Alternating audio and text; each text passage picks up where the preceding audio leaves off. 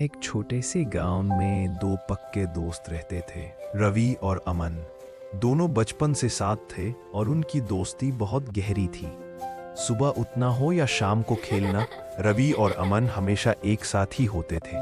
गांव के लोग भी उनकी दोस्ती को देखकर कहते थे कि ये दोनों एक दूसरे के बिना अधूरे हैं। दोनों मैदान में खेलते, पेड़ के नीचे बैठकर बातें करते और एक दूसरे की हर बात बिना कहे समझ जाते थे।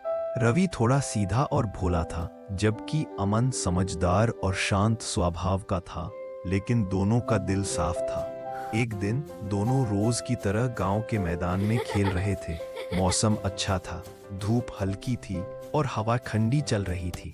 खेलते खेलते रवि से गलती हो गई और उसका पैर एक लड़के के खिलौने पर लग गया। खिलौना जमीन पर गिरा और टूट गया। वो लड़का गुस्से में भर गया।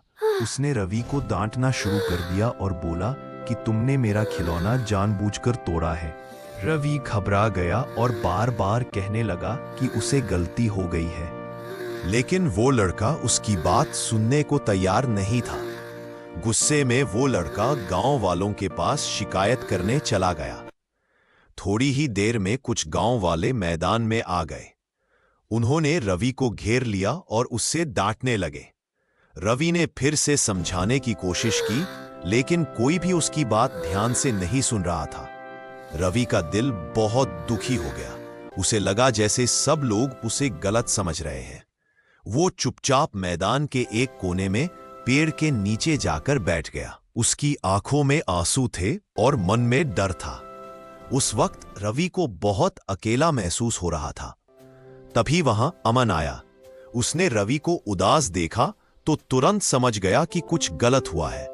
अमन सीधा रवि के पास गया, उसके कंधे पर हाथ रखा और प्यार से बोला, टेंशन मत ले दोस्त, मैं हूं ना। रवि ने अमन की तरफ देखा और उसकी आंखों से आंसू बहने लगे।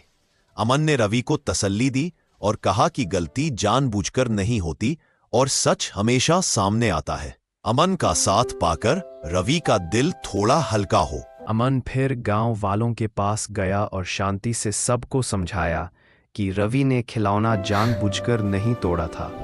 ये सिर्फ एक छोटी सी गलती थी जो खेलते वक्त हो गई। अमन ने प्यार और समझदारी से बात की।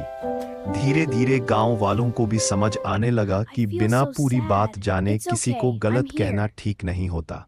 वो लड़का जिसका खिलौना टूटा था, उसने भी अपनी गलती समझी और आगे बढ़कर रवि से बोला कि मुझे माफ कर दो, मुझे गुस्सा आ गया था। रवि ने मुस्कुराते हुए उससे माफ कर दिया। सब कुछ ठीक हो गया। रवि ने अमन को देखा और दिल से महसूस किया कि सच्चा दोस्त वही होता है जो मुश्किल वक्त में साथ खड़ा रहे। रवि ने अमन का हाथ पकड़ा और कहा, आज मुझे समझ आ गया कि असली दोस्ती क्या होती है। अमन मुस्कुराया और बोला, दोस्ती में शुक्रिया नहीं बोला जाता। दोनों दोस्त एक साथ मैदान में चलने लगे। सूरज धीरे धीरे ढल रहा था और उनकी दोस्ती पहले से भी ज्यादा मजबूत हो चुकी थी। इस कहानी से हमें ये सीख मिलती है कि अच्छे वक्त में तो हर कोई दोस्त बन जाता है, लेकिन जो मुश्किल वक्त में साथ दे वही असली दोस्त होता है। अगर आपको ये कहानी दिल से अच्छी लगी हो और ऐसी ही प्यारी और सीख देने वाली स्टोरीज आप और देखना चाहते हो तो प्लीज चैनल को सब्सक्राइब जरूर करें, वीडियो को लाइक करें और अपना प्यारा सा कमेंट लिखना ना भूलें। आपका सपोर्ट ही हमें और अच्छी कहानियां लाने की ताकत देता है।